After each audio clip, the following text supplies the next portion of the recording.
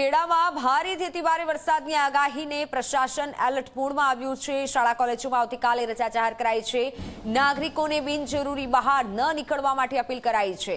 અધિકારીઓને હેડક્વાર્ટર ન છોડવાની સૂચના અપાઈ છે। નીચાણવાળા વિસ્તારોને સાવચેત રહેવા સૂચના આપી દેવાઈ છે। ખેડામાં પણ આવતીકાલે ભારેથી અતિભારે વરસાદની આગાહી છે। આગાહીને ધ્યાનમાં રાખી શાળા કોલેજમાં રજા જાહેર કરાઈ છે અને તમામ લોકોને સાવધાની રાખવા માટે સૂચના અપાઈ છે, અપીલ કરાઈ છે, કારણ કે આવતીકાલે ભારેથી અતિ ભારે વરસાદની આગાહી છે। બંગાળની ખાડીમાંથી જે એક અપર સાયક્લોનિક સિસ્ટમ છે તે જે મધ્ય ગુજરાત પર આવી રહી છે, આવતીકાલે એટલે કે 31 જુલાઈ અને 1 ઓગસ્ટના રોજ જે રીતે હવામાન ખાતા દ્વારા આગાહી કરવામાં આવી છે। આપણી સાથે જે ખેડા જિલ્લાના કલેક્ટર એનવી ઉપાધ્યાય સાહેબ, તેમની સાથે વાત કરીશું। સાહેબ, જે આગાહી આપવામાં આવી છે ભારે વરસાદની, કયા પ્રકારની આગાહી છે ને શું અપીલ કરવા માંગશો આપ? આ એક સિસ્ટમ જે ડેવલપ થઈ રહી છે એના આધારે આપણા જિલ્લામાં ઓરેન્જ એલર્ટમાં છીએ આપણે, અને ભારે પવન સાથે વરસાદની શક્યતાઓ વ્યક્ત કરવામાં આવી રહી છે।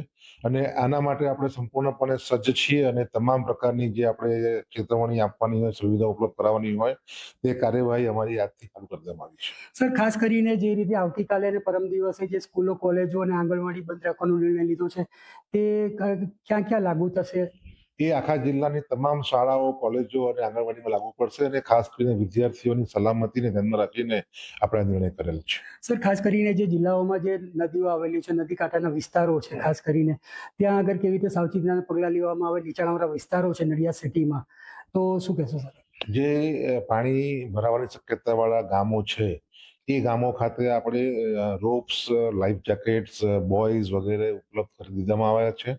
અને એ ગામોએ અમારા એસડીએમ શ્રી, અમારા ડેપ્યુટી ડીડીઓ શ્રી આજે મુલાકાત લેનાર છે। તલાટી સરપંચ શ્રીને આ બાબતે સંપૂર્ણપણે જાગૃત કરી દેવામાં આવશે, સંપૂર્ણપણે એ લોકોને માહિતગાર કરી દેવામાં આવશે। અને જો પાણી વધારે આવવાની શક્યતાઓ હોય તો તાત્કાલિક તેઓને જે જગ્યાઓ નિયત કરી છે શિફ્ટિંગ કરવા માટે, ત્યાં એમને શિફ્ટ કરી દેવામાં આવશે। આ જગ્યા ઉપર એમના માટે ભોજનનો પ્રબંધ, એમના માટે પીવાના પાણીની સુવિધાઓ, સુવા માટે ગાદલા ગોદલા વગેરેની પણ સુવિધાઓ ઉપલબ્ધ કરવામાં આવશે। નડિયાદ શહેરમાં પણ આવી જે છે મહાનગરપાલિકા દ્વારા સંપૂર્ણ સુવિધાઓ ઉપલબ્ધ કરવામાં આવશે। અને આપના માધ્યમથી મારે ખાસ અપીલ છે તમામ નાગરિકોને કે આ સંજોગોમાં આપ આપના ઘરની બહાર ના નીકળો તો આપની સલામતી યોગ્ય રીતે જળવાઈ રહેશે। જરૂર હોય તો જ બહાર નીકળજો, અન્યથા આપ આપના ઘરમાં રહો, આપની સાથે આપના કુટુંબને પણ સલામત રાખો અને બહાર નીકળવાનું ટાળો।